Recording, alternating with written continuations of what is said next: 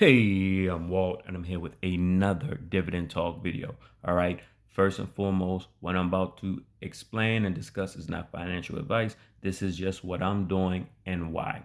All right. So today in this video, what I want to talk about is why these two stocks that I own that currently pay me a dividend, but they are negative in my total gains and loss.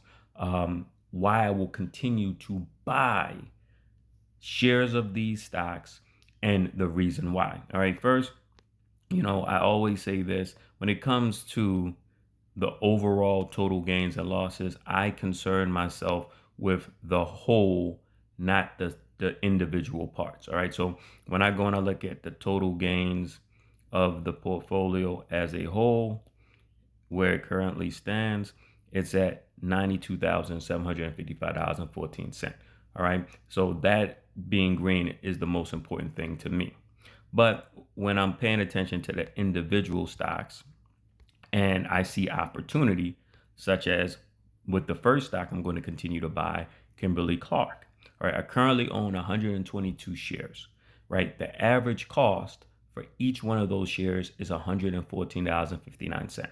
Currently, Kimberly Clark is trading at $108.57. So that currently, for my positions of Kimberly Clark, puts me in a negative of $734.95, right? Reason I have Kimberly Clark is because ultimately my shares of Kimberly Clark and the dividend that it pays me each year adds out to be $624.64. All right. So that's the first thing, the dividend.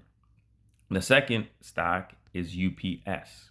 All right. Similar to Kimberly Clark, I have a negative return right now at negative $1,503.06.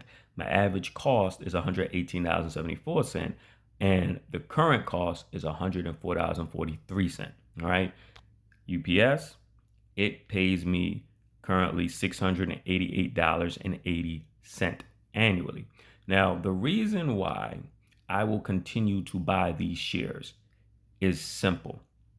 Number one, both companies, I do not see currently any reason for the dividend to be cut. All right, Kimberly Clark is a dividend aristocrat stock. UPS, they are having a great turnaround story. They have kept the dividend currently at the same price and will not be increasing it this year, but I don't see any reason that it should be cut.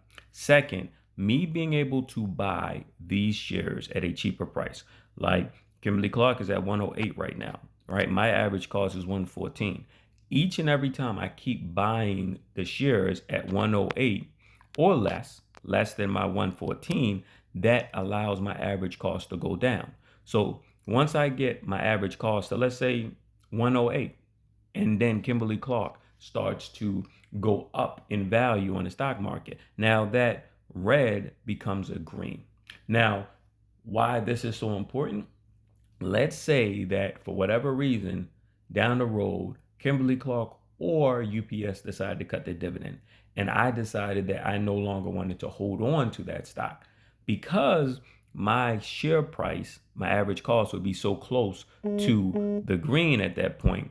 It allows me the opportunity to sell those shares quicker and have a gain that I can then take and invest in another dividend stock. Case in point, I had AT&T a few years ago, right? They cut their dividend by half. I continued to hold on to my shares of AT&T, and when I saw appropriate, I bought more. So inevitably, as AT&T, a mature company in the telecom space, continued to, do what was necessary to turn their earnings around and their revenue around to get the Wall Street back in its favor, my cost basis kept going down to the point that as my cost basis went down and then the stock price started to go up, that negative turned into a positive in my portfolio.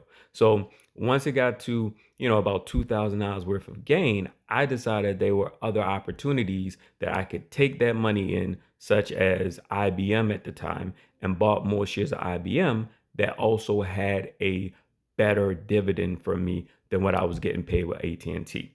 So these are the reasons why, even though these two stocks are negative in my portfolio, looking at the dividend they're paying me currently and the possibilities going forward, why I would continue to cost base, keep buying them at a cost basis perspective to lower my cost.